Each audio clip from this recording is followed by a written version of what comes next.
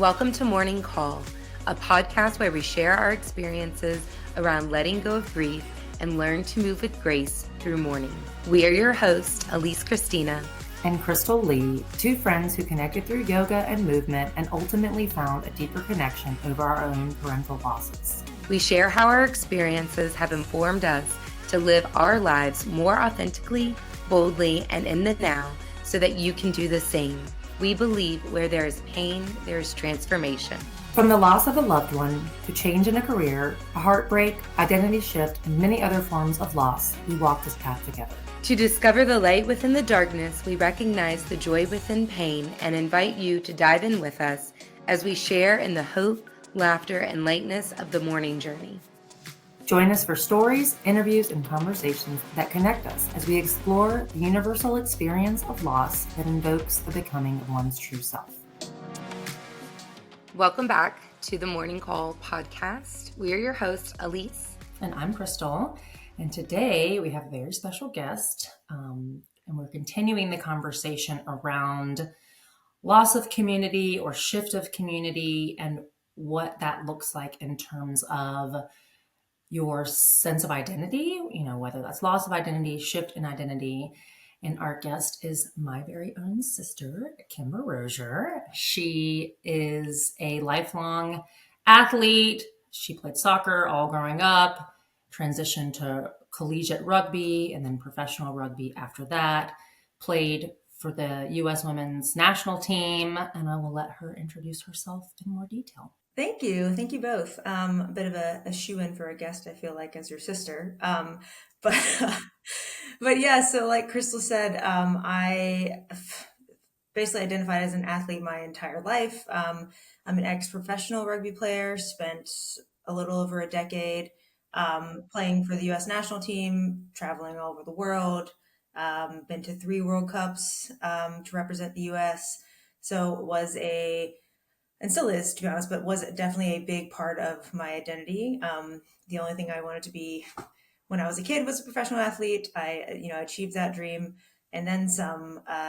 But yeah, since retiring, it's been a very interesting sort of shift in identity. And I think this is an important topic around, community and how we all sort of grieve that shift and loss. So yeah, I'm excited to be here and talk about that.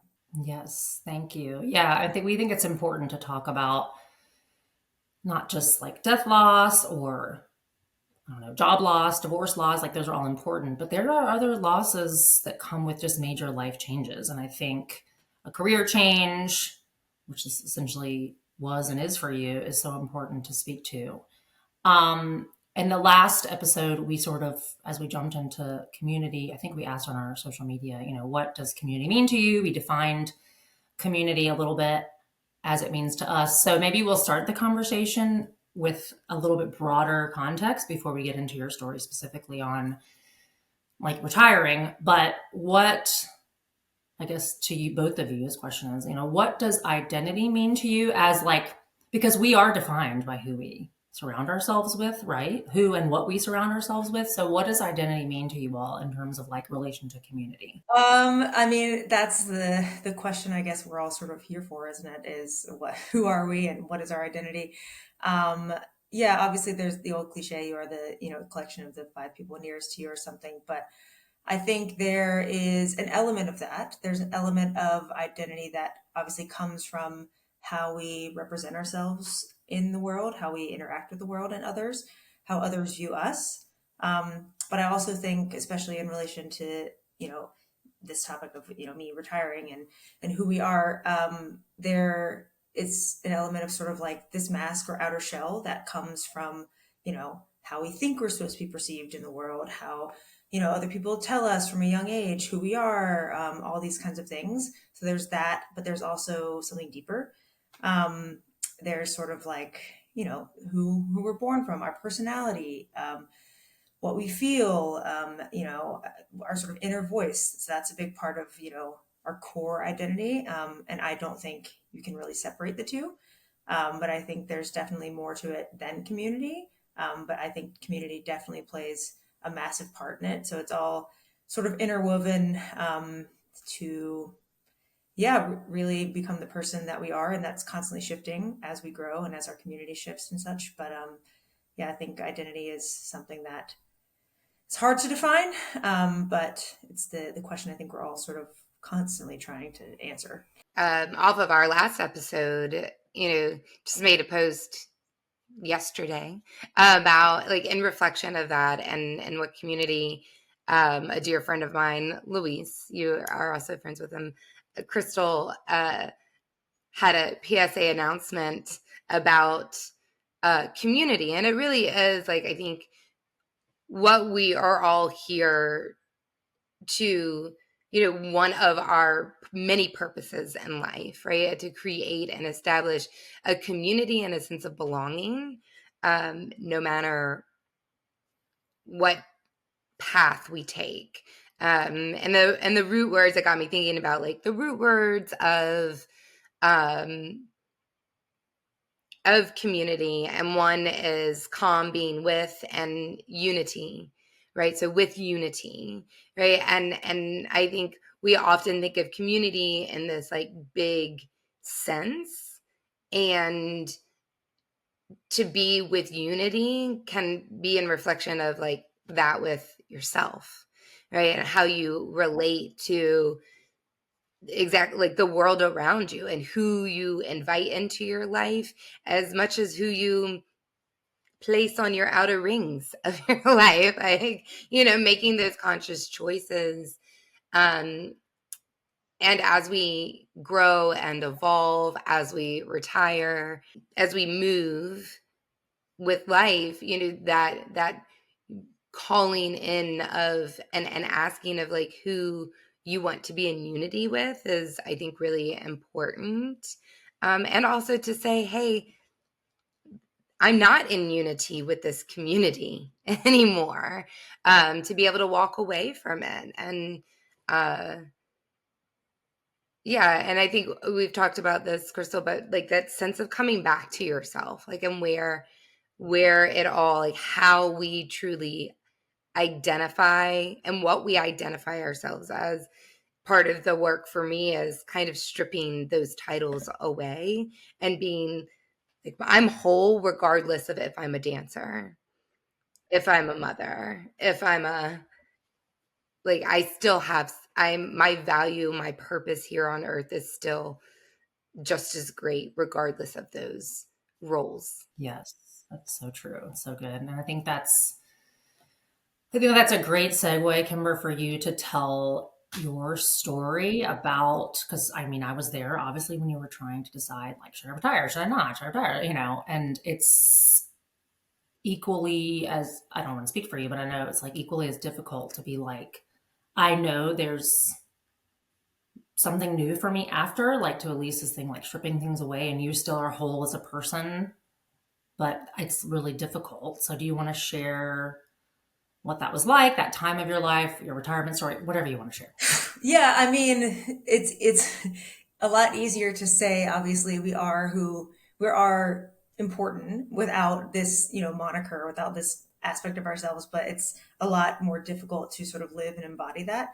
I would love to say that am like a fully evolved person, and I have fully, found myself outside of sport, but that wouldn't be true, because I think it's just so tied to who I am, for so long, and it probably always will be. I probably always will identify as some sort of athlete, whether it's just competing with myself in the gym. So I don't think that I've necessarily answered that question. But yeah, since retiring, it's been a journey. It was a tough decision, obviously, to make, um, because of a lot of reasons.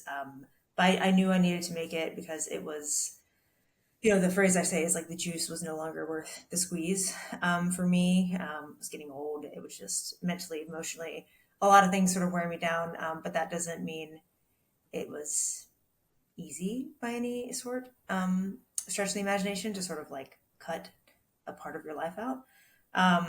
So I just to sort of give background, I ended up like 6 months afterwards. I officially retired from playing international rugby in 2020, right before the pandemic, ironically. Um, Perfect timing. It was actually because everyone was kind of going through massive shifts. So I was like, eh, it wasn't just me. So I got a weird sense of community in that. Like That's a sort of unintentional aside, but community. everyone was sort of kind of thrown for a loop then. But about like, I guess 6 months later, I kind of sat down and had time to sort of reflect, and I wrote a little, it's not really a letter. I just kind of like wrote down all my thoughts, and I was thinking I could read sort of a snippet of it, to sort of give background and sort of insight of how, to me, being an athlete really shaped my identity and sort of kind of what it, at least 6 months out, but even now kind of feels like. So um, I will just read that.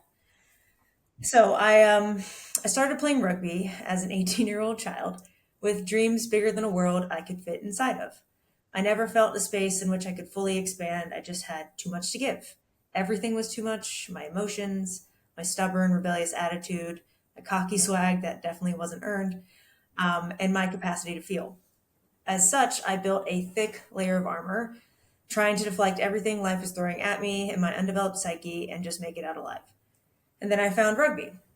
And suddenly, I wasn't fighting alone. Someone handed me a sword in the shape of a tackle, and it became my sidearm. The battles got more intense. As I started to fight back, I learned to feel alive and truly live. Slowly, my teammates and my community helped me strip down that armor. And soon, I was a general sitting atop a field instead of a lost kid just stuck in the trenches. Rugby gave me a second to breathe, to look out upon my life and appreciate the opportunity to travel, love, and for once, just sit in blissful silence. Of course, the battles still came, but now they're different. Training camps were on the field, preparing me for the struggles of real life. I learned to laugh, and truly laugh, at my own flaws and mistakes because I knew I had people in my corner. And suddenly, almost overnight, I found myself deep enough to start to lay that armor down. A scared, volatile 18-year-old kid somehow evolved through a ton of mistakes, but it's a strange feeling, when you open your eyes one day and knowing you no longer just have to survive. I don't know why or how I found the rugby community and they adopted me into their family. All I know is that I'll be eternally grateful to anyone who extended a hand to pick me up time and time again. I have no idea how to adult without it, but whatever happens, I know I'll be okay. But then retirement actually happens, and the reality is different. I developed an entire persona and identity around one central movement. My core values were derived from it: my friends, my home, my career choices, my relationships, everything. But what happens when you've achieved your ideal? And where do you go from there? With nothing left to pursue, nothing left to believe in, lost community, nothing left. You could ride on the coattails of that, venture off into the sunset, but you'll always be looking back. So here I am, asking the world really, what happens to us after we reach our cornerstone goal, we find that community, and then we lose it? Do we set one anew? Or does that mean we just repeat the cycle? Do we relax into a comfortable, slightly less fulfilling life? Or do we pick that armor back up and start to fight? That's so beautiful. I love that. That's gorgeous. Yes. And thank you for sharing that. I think this is, well, I know Elise probably has lots of thoughts about this because she herself, um, we've talked about in previous episodes about her dance life, or, this could apply in sports, it could apply in performing, it could apply, you have a community at a job that changes. And like you're saying, so much of your identity gets wrapped up in that. And when it changes, what does that look like? So, I mean, I'm just going to turn it over to the two of you to talk about that because I think you have so many parallels. Yeah, I think the biggest thing that came up when you were reading for me is like, in reflection of what's next, right? And in my experience from dancing, when I, um, for context, before I got pregnant with my daughter, I was, I had made up my mind that I was retiring from dance. I was like, oh, I'm going to be a mom, right? So I was a bit different, in my experience was I'm going to step foot into this other identity that I knew that I was consciously choosing. And when I did make the decision post baby, post becoming a mom, right? Like to go back to dance, my perception was like, I'm just doing this for fun. Like all the pressure that I had, like this sought after perfection in dance that I carried with me, I was like, that was gone. And I was so grateful for that because like I just wanted to show up and find really why I started that movement in the first place. And it really at my core, it was because I loved moving. And I mean, I think that it was like, I loved moving. I loved performing. I loved being the center of attention. So there were like a lot of layers that like, it was like you said, it became an outlet that gave me permission. I love what you said. Like it gave you permission to not be too much. Like all of a sudden, here is this community that accepted you fully in your big feelings, in your, in your rebellious spirit. And I think similarly, like for like the Yoga One community and that loss that I experienced there, it was the first time I surrounded myself with people that corrected me when I said I'm sorry for no reason, or said, like, you have something to say it, right? Like, it's not time for you to like close your mouth and be a good little girl, right? Like, it's time for you to step into. And so, like, yeah, just that sense of, stepping into something, and then whether you decide to leave it or it's taken away, right? How does the movement shift? Kimber, have you experienced like post, like in this moment, navigating new ways of how you stay connected to the rugby community? Yeah, I mean, for a bit, there obviously immediately afterwards was COVID, so nobody was really doing anything. But for a bit, I took a step back away from it. I probably will always like you love movement. I've play any sport. I will go to the gym. No one has to make me go to the gym, kind of thing. I love just being outside and doing stuff. So that has always been a part of my life. But I think connecting with sort of rugby specifically, sort of like you and dance, it took a couple years, but I just started playing in Charlotte actually, sort of recreational touch rugby with the local community there, and it was like I was a bit hesitant at the start, but I ended up loving it. I got my brother-in-law, Crystal's husband, to join. Like it was very fun, like just like run around, like again reconnect with like why I fell in love with this or why I like movement, what like being able to just like smile for a few hours and just show up fully as yourself. So I think there definitely for me, and it sounds like for yourself, are spaces that like it's interesting because like the movement is still there, those spaces are still there, but like how do you interact with them? Because I was so used to I showed up early even for touch rugby at the start. I showed up early, I stayed after and like practiced extra things because I'm like for so long I like had to be at this level.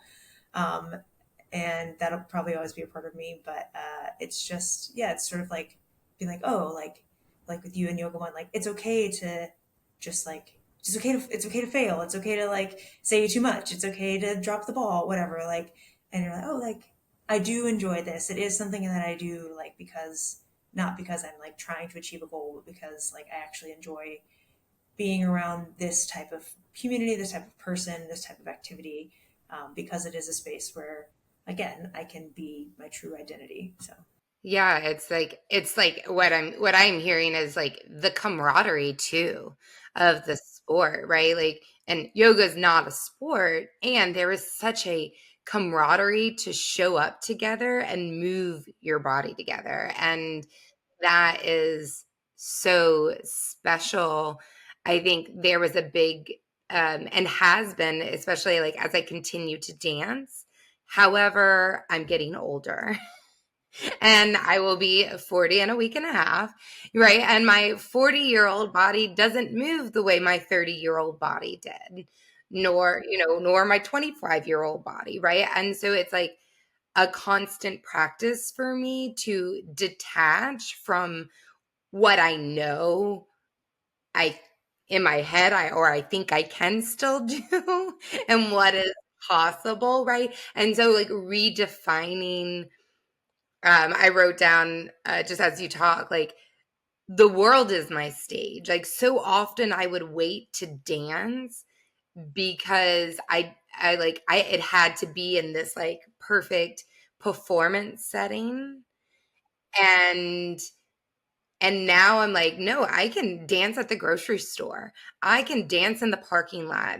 I can dance at the gas station. I can turn just a walk into a dance party anywhere because it's what like one I feel like deep in my core I need, and two I don't need this box, this confined um I think an old perception too, to be in this experience of creating that like community or camaraderie um of movement, of dance, of yoga.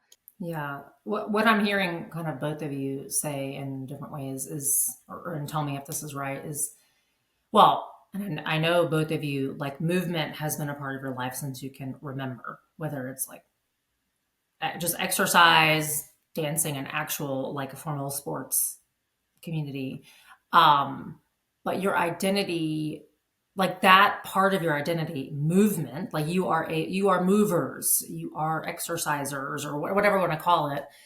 And no matter what's happening in your life, that's not going to change. Like even if, I mean, I know it does change. Like Kimber obviously retiring, it's changed. And at least you've talked about how dance for you has changed, but it's not gonna, that part of yourself's not just gonna go away. You know, like Kimber, even you, like, I know for you, exercise, just regular exercise at the gym is like therapeutic. And that's not technically rugby. Does that make sense what I'm saying?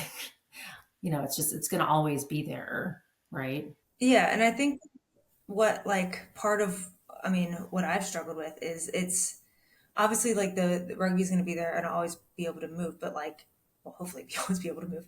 Um, but like the way that I show up in that community and the way the community even expects me to show up because I'm like famous by any means, but I was on the US national team, people when they hear that they like expect me that oh like she should be really good or whatever and I'm like maybe, but also I didn't come here to like run a skills session or whatever. I came here because I wanted to like laugh with my friends, like it doesn't matter to me like currently in my current stage, but like I still hold myself to that kind of standard and I like, expect myself to show up and like be the good one or whatever. Um so like that the loss of like that like I like at least what you said about detachment, like being able to detach from that part of myself that expects me to show up in this specific way, because I am still interacting with that thing, like has been super key for me to be able to like, move on and survive and not have this like cognitive dissonance of like, okay, I'm here, but I hate this because I'm not showing up in this way that I know I can. Or even like as we get older, like movement, it's going to shift for everyone. And like we won't, everybody gets older. You won't always be able to move in the same, way that we can now. So how do we like detach from that? Because it's still there. And in a way, obviously like losing a loved one and like a death is like harder in a way, but in a way like this is harder because it's like still there and you're still interacting with it and like you can't go back to you can't get a loved one back and that's obviously terrible, but like when the thing is still there but you can't have it in the same way, um that's what I find I've still struggled with. And I liken it to like a bad breakup or a divorce, like the person is still there, that relationship like still exists, but it's like shifted in the way that like you interact with each other. Like I don't know, that's it's just I'm just very something I'm still constantly, like you said, working on and day to day have to keep sort of practicing is the detachment. It's like yeah, absolutely. It's the grief process, right? Like I even still when I go to a performance that I fall madly in love with, usually, almost guarantee every single time, my thought is, I want to do that. I can do that, right? And it's like a visceral, like I want to get up out of my seat and dance, right? Like I could learn this choreography in 5 minutes and do it, right? And I know that like in my brain, like it makes sense. And I think that just goes, I think that's the parallel, like when we of loss, right? They say the deeper you love, the deeper you hurt, right? So whether it's a person, whether it's a community, whether it's a sense of self, like this person, this persona that we've attached ourselves to as a dancer, as a athlete, um, we love that part of ourselves, right? And so I have found that, like, my practice is showing up in those spaces, whether it's a performance that I'm watching, whether it's a performance that I'm in, or just a class even, or having a dance booty break in the middle of the day to put on Instagram, right? Like get like having the gratitude for still being like, it's a gratitude practice for me, at least, like to like, oh yeah, like I get to do this, I get to create my stage right now. And um and it is a practice, right? Just like we get to, in the process of losing someone, we have to, you know we can choose to stay in this dark place of grief, right? That define, like we can get in the grave and not live life, or we can move from that, like we can move out of that hole and into mourning, and celebrate the memory and choose the legacy that's been instilled in us to carry forward and keep living, right? And keep sharing our gifts. um I think you said, it's like, oh yeah, maybe there's a feeling of expectation when you show up to the rugby field, and to be able to detach from that, that expectation, right? Because it's like, I know when I walk into a dance class, I have to, like, oh, no one's here to watch me perform. I'm here for me, right? And so when I'm able to kind of go within and do what I need to do, yeah, people may notice me, and I'm not worried about what they're thinking, right? Like it's just and that's part of it. It's just part of the grief process too, though, right? Like it's an evolving process that I think we have to continue to practice and create conversation around, right? That's not, I don't feel like this is a everyday conversation. And I think one of our hopes, and one of the reasons we are all here, is that it becomes like we connect on these levels of loss, because it is the human experience. We all experience it in some way, shape, or form. You're both speaking to like both external pressures and internal pressures that we put on ourselves around our identity, right? Excuse me. Like, Kimber, you were talking about people expect you to perform at such a level, and then you do too, because you can perform at XYZ level. At least even you and I were talking yesterday about, or you even just said, what your 20-year-old body can do versus what a 40-year-old body can do. You're like, it can be frustrating because you're putting internal pressures on yourself to like exist a certain way in the world. I mean, I just think it's interesting. And to your point, like kind of letting go of those, or at least analyzing those and acknowledging those and say, okay, like I don't know if this is resonating with you, but like when you get out in the field, kind of like thinking, where am I operating from? Does that make sense what I'm saying? Absolutely. As a former professional athlete, like even that, even just saying like former professional athlete, yes, it was like a past part of you. Yet you still embody that, right? It is still part of who you are. Um, yeah, I just think that like language is so important in how we speak to ourselves as well. Um, I know for a large part of my career, my early dance career as a professional, I've shared this with Crystal, like I didn't even want to call myself a professional dancer, right? Because I had people in my life telling me it was just my hobby. Yet I had worked 15 years to be a professional dancer, and I was getting paid for everything that I did, right? And so it was like, no, this is not just a hobby. Like I am making a life out of this. Um and stepping into a community like Yoga One to have that sense of like uplifting, right? And to say, yes, you are a dancer. Yes, you are a yoga teacher. Yes, you are all the things that you want to be, right? And then in the midst of like losing that, like I feel like some like it got muddled, like, and I know that your choice to move away from rugby, Kimber, was there like how long was the process of you deciding to retire? And this, and we speak about anticipatory grief, like what can you speak to what that process was like for you? Yeah, so I mean, similar, I guess, to your dance career, like I'm sure it comes to no surprise to anyone, but women's rugby players aren't the highest paid athletes in the world by any stretch of the imagination. So almost every women's rugby player, pro women's player that I know has a second job.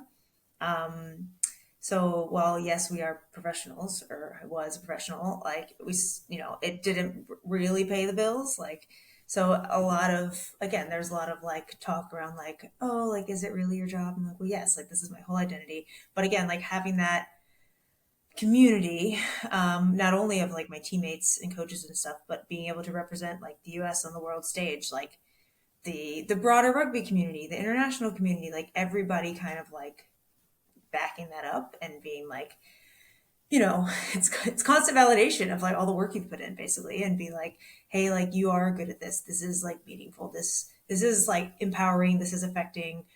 You are a role model that kids look up to, kind of thing. So it like I know it's what I said at the start. Like that's like our outer identity is what people think of us, but that definitely like came into my inner identity and was like, okay, like these people are validating this is something I believe about myself, but like now I've got like the whole world kind of backing me up. And when you lose that community, it's tough. And I think like my sort of journey into that was born out of the fact that I was getting older, but um, again, it's not a full time job. It's a lot of it was when I was playing. It's getting better, but was still self funded, so it costs a lot of money to travel kind of all over the world, and not being a lot of time. We have training 4 or 5 hours a day to be able to be at the level I was playing at. So a lot of time went into it, and you're like difficult to hold down a full time job when you're 5 hours of your day is going into training, and then you've got recovery and sleep and all these other things. So that kind of like built up over the years. But it really took me probably like at least an entire year from when I remember I was at one training camp in Canada, and it was like the first time I was there, and I was like, I don't know if I want to be here. Of course, I wanted to be there. I was like enjoying being with my teammates, but it was like a shift in how I felt about it. And I was like, again, I don't know if it's because I was getting older or like other big things happened in my life. Like, our dad passed. There were other things that kind of were becoming like more important, but like the importance of life outside of rugby was becoming more prevalent. So things started to shift. But again, it was really an entire year of like, trying to maintain this level of output and training and stuff while my bank account was suffering, my mental health was suffering, all these sort of physical health was sort of waning, like because rugby is a very, very physical sport. So there's a lot of injuries that sort of build up over the years. So it took a long time for me to sort of come to the conclusion that I wanted to leave. And even then, when I like made the decision, I like had to make like, not a have to, but there was like a public announcement, like on USA Rugby social media and all these things. And I sort of just had to like cut the cord, and I was like, I can't think about this anymore. Decision has to be made. Otherwise, I'll just like keep going back and forth, because like even that, like, I guess anticipatory grief is the word I would use, like, of the decision was weighing on me so heavily. Like, is this coming? Like, how's this going to be? Like, and to be able to sort of like step into that next chapter. Obviously, there was a lot that came with that, but like, I was able to sort of move on and move into the mourning process, as opposed to being like, well, how's this going to be? What am I going to do? So yeah, it was definitely a lot of sort of waffling back and forth and grief throughout the process. And that grief is still there. Like, even now, when my partner still plays professional rugby. So like, I'm involved in it a lot, and I'm still like constantly like, I could do that. I could go back. I could, I'm still like every day. It's like a daily like grieving process to sort of manage, I suppose. Yeah, when we talked about anticipatory grief on a previous episode, we also talked about like it's not just the lead up time; it's also after the date, like the retirement date, the decision date, the death date, whatever. Like it's not just one day tied up in a nice bow. And even it sounds like for you, years later, even there's still a mourning process. And I'm just curious, you mentioned like your partner is still, in the rugby space. I know she has a rugby business, clothing business. So it's not like it just poof disappears from your life, right? And then it's easy breezy. So what has that, or like this year we were talking about, it's an Olympic year, right? So we're going to see all these athletes on the world stage. So what, I guess, what does that look like in the years after for you? Yeah, I mean, I'd love to say I have it all figured out by now, because it's been 4 years, but I definitely don't. I mean, like, again, with like the Olympics this year, it's tough, because like that was like the one I never actually made it to the Olympics. I made it like just before, and there's it's this topic for a different time, but a subset of athletes who are, have that grief is like, we were there, but we got injured or just didn't make the final team or whatever, never got to like achieve that goal. So like there's obviously grieving that, but I think just like, you know, I'm removed from it now, but I know people who are competing in the Olympics like actively this week, maybe even today. Um, so like I see it, and I'm still like thinking like, oh, I could do that. Um, but I think I've made that decision, and like I'm not going to go back, because I know like the reality of like having to do that would be like, again, not impossible, but I would have to give up so much, and I wouldn't be happy. So it's just like mourning sort of that fact, and just being like, taking space and giving myself grace that like it's okay to feel this way. Like I did the thing, even though I like never like ticked the box at the Olympics or whatever, but like I I still played in 3 World Cups, which is like the same level. I like did the thing. I should be proud of it, and I am proud of it. I'm incredibly proud of it. And like even though I like theoretically like miss it, and I like, if things were different, maybe like would go back tomorrow, but like things are not different, and it's just like constantly like giving myself the space to like take time and like take care of myself in other ways. Like I haven't watched I'm obviously supporting the US team, but I haven't actually like, I don't plan on watching any of the games. I may watch like one or two if they hopefully make it to the gold medal match, but like taking time and meditating, or like going to a spa, or like giving myself a nice bath or something, things that, or even just going to the gym and like putting that frustration into a different kind of movement. Just giving myself sort of the grace to take time and like actually even like honor and recognize that this is something that like matters and is like a big thing to lose. Because I think I don't do that enough. And I think that's why we're having this conversation. Like society doesn't do that enough. And they're like, oh, you're fine. You should be able to get through it. Just move on. And it's gone. Yeah. And I'm still working on accepting that part of myself, I suppose. Yeah. I mean, that's why we're here, right? Like we're trying to foster more conversation, open and honest conversation around the mourning that does come with huge life changes. And there are so many different kinds of life changes, not just, we've all lost parents here. So not just death loss, but like this is a huge shift. And it just, to your point, it's, at least in the West, nobody talks about it. Like nobody. And so you don't, I feel like when you retire or you're like, your yoga studio closed, a community shifts, it's just, you're like, bam. And you're like, I don't even know how to deal with this, So we want to foster that discussion so there's better language around it.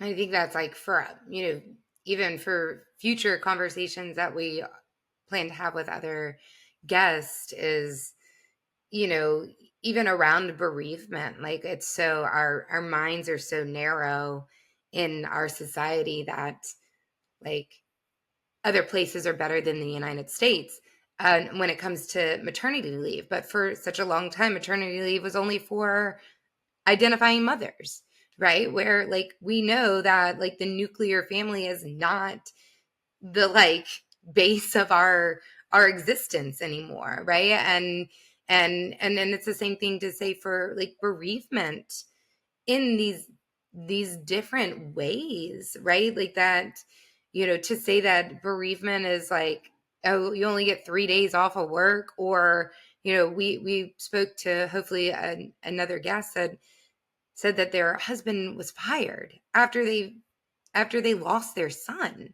because he didn't show up to work, right? Like, and so you're just like, what? And so it's like this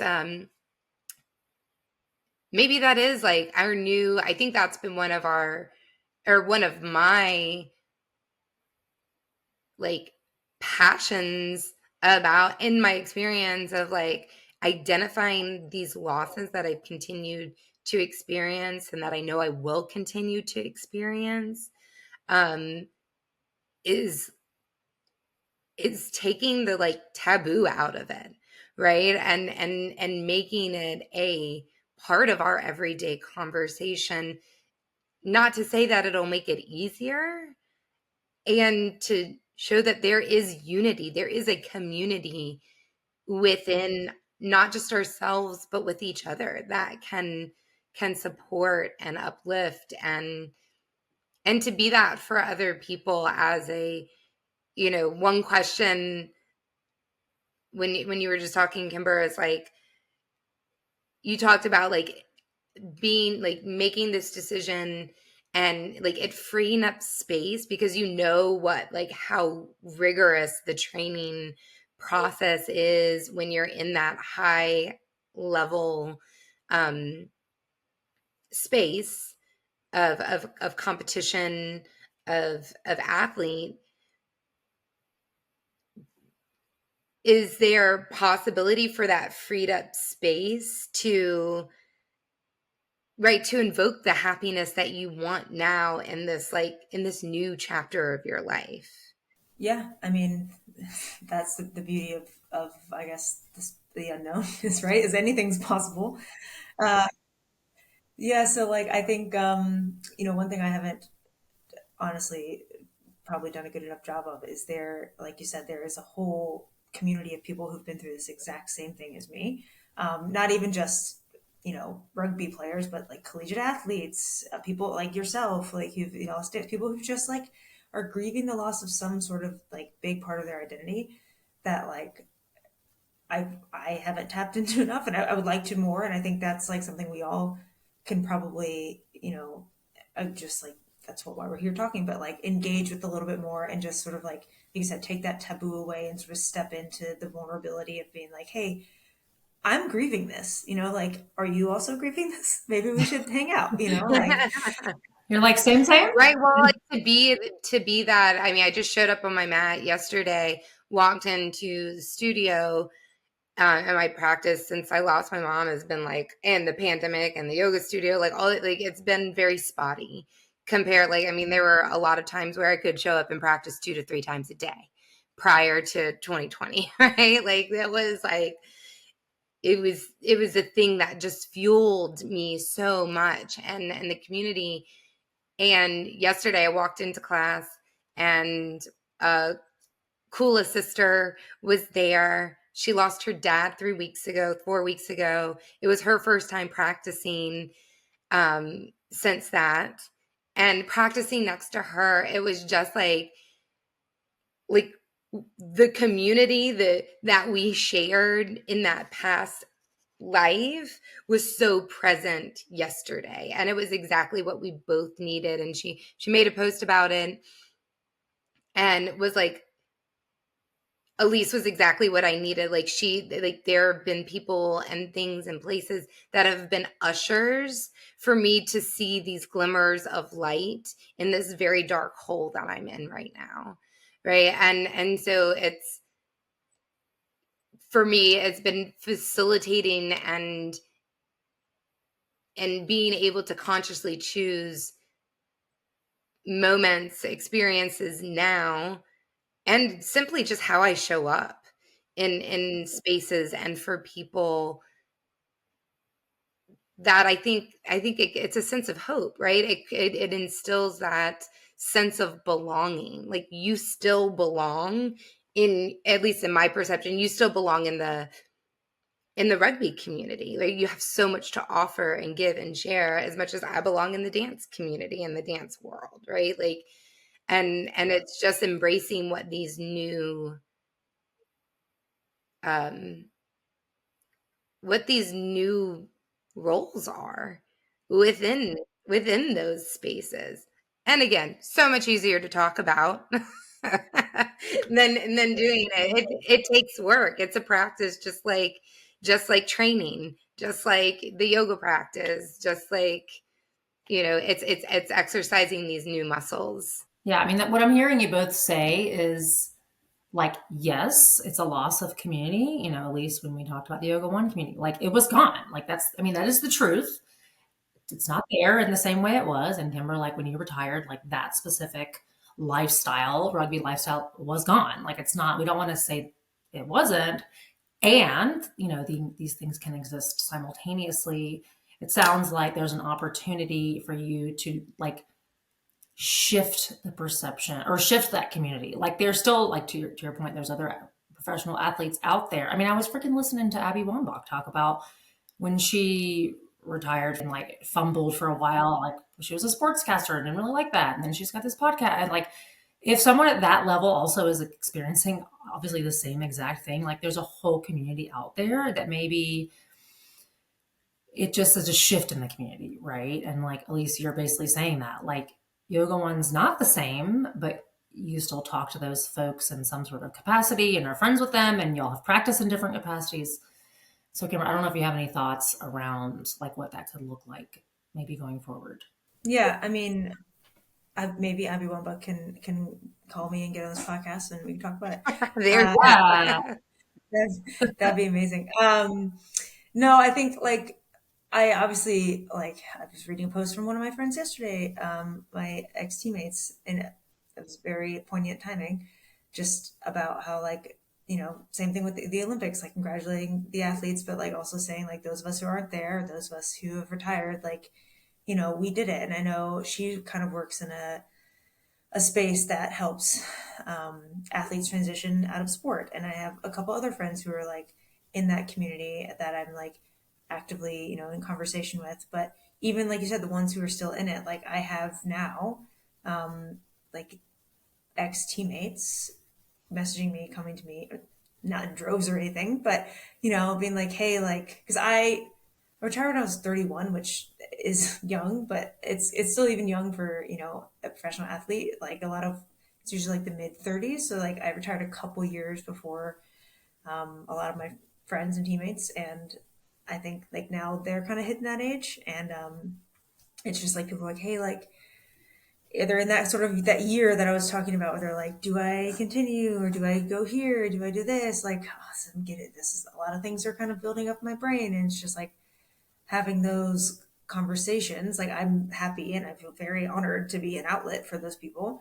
Don't imagine that I have all the answers by any means, but again, I think, like, it's almost surprising to me that, like, I'm like the person they're coming to, because, like, that community, it's not hidden, but like it's, people don't talk about it enough. It's not just like, you know, like, again, another thing that's like in parallel to a death of a family member. I feel like when a family member dies, like Chris, how many people were like showing up at our house when dad died, like just bringing food, like community just like was there. Whereas like in this, like losing this, that didn't happen for me. Like there's community still there, but it's not like everyone is like, oh my God, this like huge, like, can I help? Can I do this? Can I do that? Like, you know, um, and I just think it's because it's not talked about enough. So, there's, yeah, like it definitely is something I'm in conversation with currently. And I think, would like to get more involved in, honestly. I mean, maybe that could be your new calling. Yeah, I was going to say, it sounds like there's a space for you to step into to be able to offer what you didn't have. Right. And I think that's a part of our evolution as humans. Like, I think, and I mean, I know for myself that, you know, one of the reasons I love being a parent and would choose it again, right, is that so that like they do better than I did. I think I'm doing pretty well, right? But then, like, but that's like to just continue this evolution of doing better, and for Amelia to show up, whether it's in her family unit or in her community or in her profession, whatever she winds up choosing, to do better, right? To make this world a better place for herself, for us, and for what's to come. Yeah. And I think that's the goal of this podcast in general, is to like take our learnings around life, because life be lifing, and life be lifing, y'all. And then sharing our learnings with other people to help them, you know, Kimber. So it sounds like there could be, there could be an opportunity there for you. I don't know. Yeah, maybe. I mean, it's, I think like even this podcast is helping me realize a lot of things. So thank you for the hour of therapy. Not called it a is, therapist, and That's $200. no, Thank you. Just kidding. so I will Venmo you guys shortly. Great. No, I think like to bring it sort of full circle to what we were talking about, like it is like this is how our community helps shape our identity, right? Like these conversations we're having now, like it's a constant like you with your daughter or like anybody with their friends or like the dance community, yoga community, whatever, like you utilizing that community to help remind us who we are and to help us be the best versions of ourselves and like support each other when we're down and like bring out the things that we really, really want to be and we really want to let shine. And so I think that like, yeah, having those conversations and being within that community really does help our identity, you know, get shaped into something we actually want it to be, whether it's, you know, whether it's after a loss, through a loss, and just continue to, you know, form who we are as humans. And that's what being a human is, I suppose. Yeah. Kimber, thank you so much for joining us from London. Thank you so much. Happy to be here. She's in England, so thank you for the time change, and thank you for sharing your story and just being open to share. I know it's it's not always easy to talk about these like life shifts, so we really appreciate your time and for being here. Do you want to share where people can reach you on like, I don't know, socials and whatever? Oh, wow. So many places. My phone number is, I'm just kidding. Yeah, I guess if you want to follow me or find any more, I guess, about my story, there's a lot about my kind of rugby life and story on Instagram. So it's at Kimbo Dare, which is my first name, my middle name, kind of. KIMBODARE. Yeah, if you want to learn more, feel free to hit me up and we can chat. We'll put her handle in the show notes, and I mean you can Google her name and read about her rugby story. We'll put some stuff in the show notes for you all. So thank you again, Kimber. We appreciate it. Thank you, guys. Thank you for joining the Morning Call podcast. Our intention is that you found a nugget of hope, inspiration, connection, or all of the above. If you seek to dive deeper with the Morning Call community, email us, subscribe to our page, leave a review, and fill out our survey. We want to hear your stories and widen the conversation to support and empower our grief experiences as we collectively become our true selves. Find us and subscribe on all streaming platforms, YouTube, and at Mourning Podcast on Instagram. You can also email us at mourningcallpodcast@gmail.com. This podcast was edited by Alexis Carrasquillo from Familia Creative Media.